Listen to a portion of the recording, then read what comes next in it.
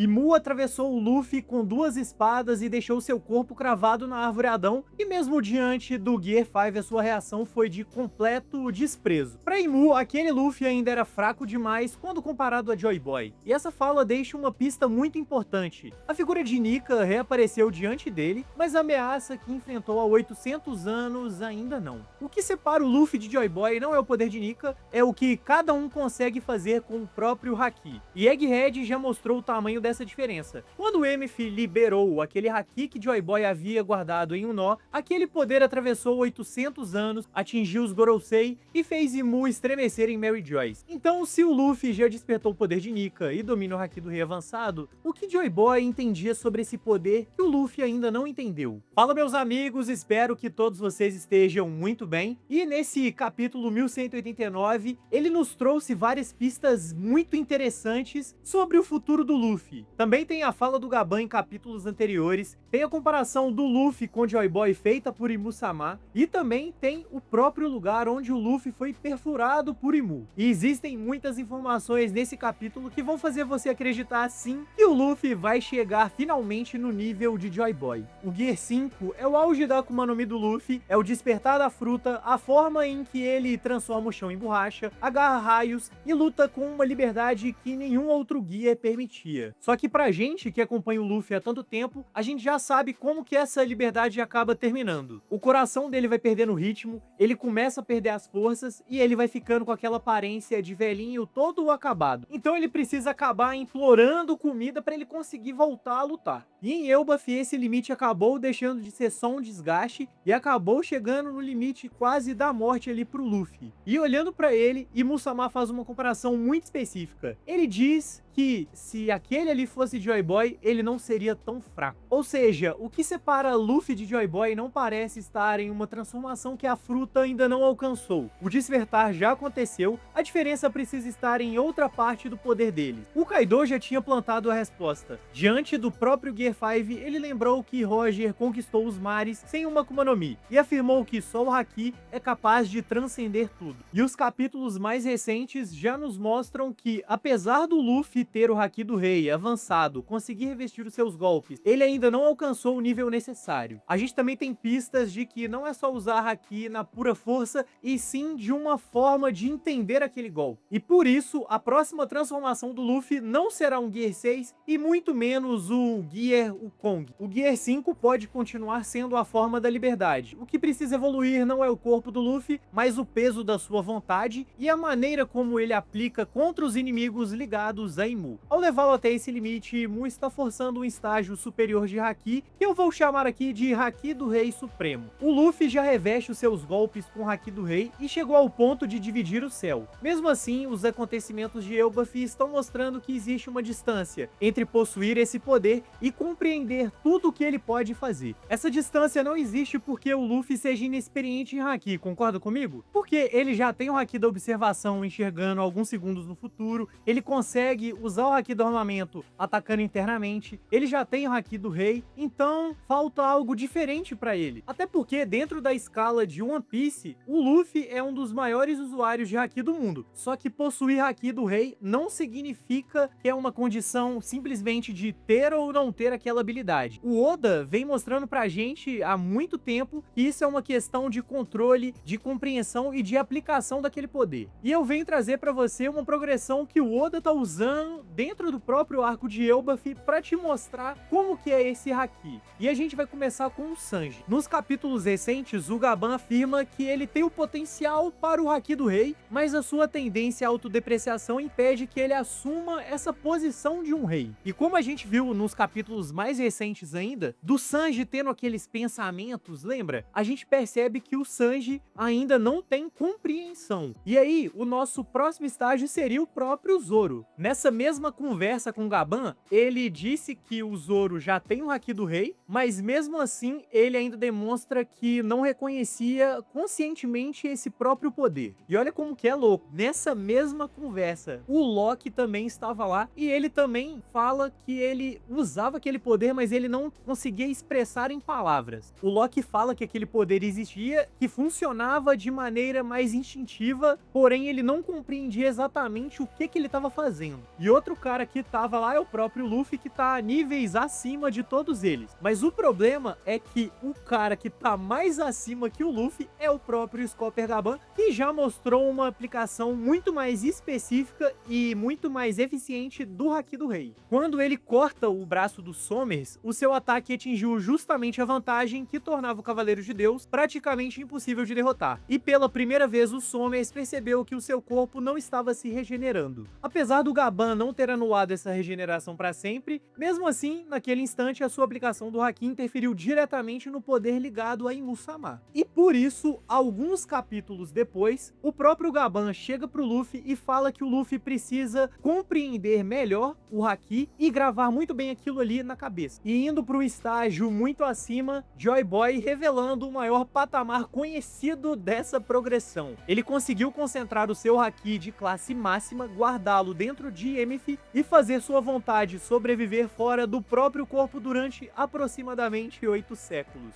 Quando o nó foi desfeito, aquele Haki dividiu o céu, acabou expulsando os Gorosei de Egghead e enviou eles de volta para Mary Joyce, e ainda provocou uma reação imediata de desespero em Imu-sama. Ou seja, toda essa progressão só mostra pra gente que o Haki do Rei em si é apenas o inicinho de todo um poder que tá por vir. E por isso, o Haki do Rei Supremo não seria um novo tipo de Haki, e sim uma forma diferente de usá-lo, com mais evolução e mais consciência dele. O Luffy não precisa descobrir que ele tem a vontade de um rei, ele só precisa compreender tudo que essa vontade é capaz de fazer quando revestir o punho já não for mais o suficiente. E esse tipo de compreensão nunca surge quando o Luffy está confortável. Ele aparece quando uma batalha elimina todas as outras saídas e obriga sua vontade a encontrar uma nova resposta. Essa luta do Luffy contra Imu-sama, no finalzinho do capítulo 1189, quando a gente tem Scopergaban defendendo o Luffy, lembra da gente daquela cena do Rayleigh protegendo os chapéus de palha contra o Kizaru. Nos dois momentos a gente tem dois dos ex-companheiros de Gold Roger, dois piratas lendários, protegendo os chapéus de palha. E olha que sensacional, porque depois de Sabaody, o Rayleigh passa 2 anos naquele time skip treinando o Luffy, ensinando ele a usar o Haki do Armamento e o Haki da Observação, e não teve nada de ensinamento da fruta em si,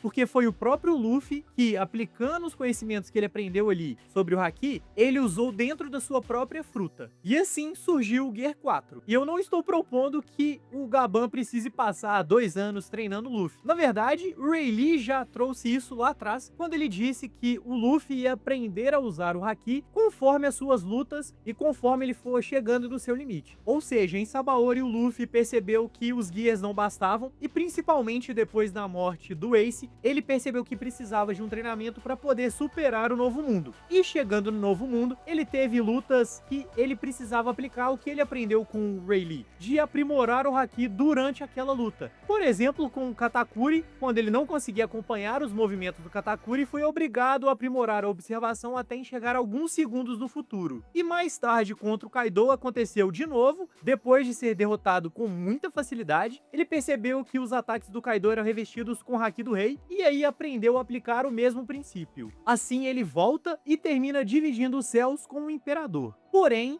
no capítulo 1189, a gente vê que o Luffy tá à beira da morte, porém agora ele está enfrentando um inimigo muito mais poderoso, então o Gear 5 não vai ser o suficiente. O Luffy foi atravessado e mantido contra a árvore sem conseguir responder. Enquanto seu corpo está preso, a única força que ainda pode avançar é justamente a sua vontade. E Mu está exigindo algo que nenhuma dessas etapas ensinou: um Haki capaz de alcançar inimigos que a fruta sozinha nunca alcançará. E é aqui que a gente entra em algo que abre muito mais essa teoria, que é exatamente o lugar onde Luffy está sendo perfurado por Imu. Como Elbaf tem toda essa questão de referências nórdicas, é natural que o Oda use algo vindo dali para essa luta. E um dos maiores despertares na cultura mitologia nórdica é o Havamal. Odin passa 9 noites suspenso numa árvore gigantesca, atravessado por uma lança e sem receber comida ou bebida. Ele oferece o próprio corpo a si mesmo e permanece ali até alcançar o limite. No final da provação, Odin olha para as profundezas, grita, alcança as runas e cai da árvore. Depois disso, aprende 9 cânticos, energéticos poderosos, bebe o hidromel ligado à inspiração e afirma que começa a crescer em sabedoria. O poema pergunta se Odin sabe gravá-las, interpretá-las, testá-las e direcioná-las. Logo depois aparecem cânticos capazes de romper correntes, deter armas, curar ferimentos, proteger guerreiros e até acalmar o mar. Odin não sai da árvore apenas conhecendo as runas, ele sai compreendendo as diferentes maneiras de aplicá-las. E a gente sabe que desde o Water 7, a árvore Adão é algo muito além, algo que tem um significado muito grande dentro da obra de One Piece. Ela é apresentada pra gente como uma árvore que permanece em pé enquanto cidades são destruídas, enquanto guerras acabam acontecendo ao seu redor. E existe uma imagem que qualquer fã de One Piece, principalmente do Luffy, consegue enxergar. O Luffy caído, devorando carne, sem nem respirar, recuperando o corpo e voltando pra luta quando todo mundo achava que ele tinha acabado. Talvez a gente veja o Luffy comendo feito um louco, devorando aquelas carnes dos gigantes,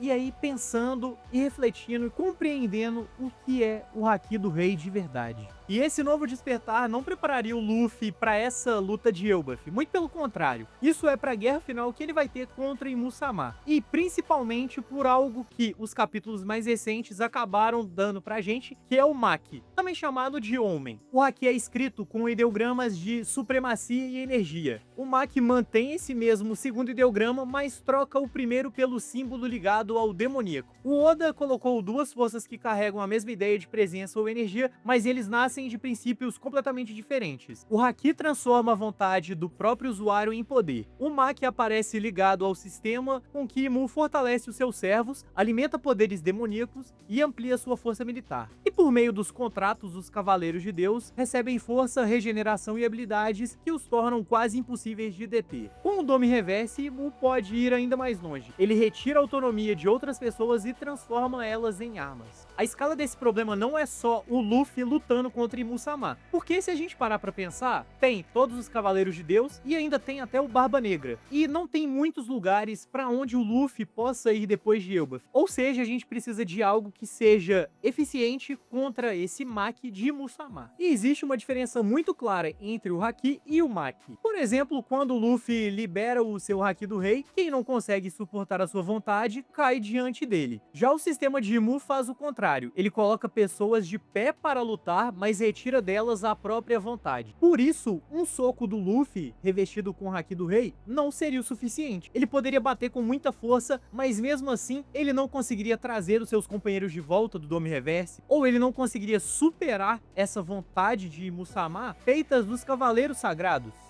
Então essa luta em Elbaf seria a primeira aplicação desse Haki do Rei Supremo. Já na guerra final, seria um momento indispensável para usá-lo, porque a guerra final não será apenas o Luffy contra Imu, será Haki contra Maki, a vontade que nasce dentro de uma pessoa contra o poder que transforma pessoas em servos, liberdade contra domínio. O Luffy não precisa sair de Elbaf capaz de vencer essa guerra sozinho, ele ainda precisará dos chapéus de palha, dos gigantes e de todos os povos que escolheram lutar ao redor dele. Eu verdadeiramente acho que o despertar do Luffy vai ser o Haki. Pode ser que ele ainda tenha alguma forma, alguma transformação diferente, tipo essa teoria que tá rolando do Gear Kong, mas o Luffy ainda precisa do Haki, e a gente viu isso tanto com o Gaban quanto o Joy Boy e o próprio Imu falando que o Luffy ainda é fraco demais. Mas se você chegou até aqui, já deixa o seu like, não se esquece de inscrever no canal e eu te vejo no próximo vídeo. Valeu e até lá!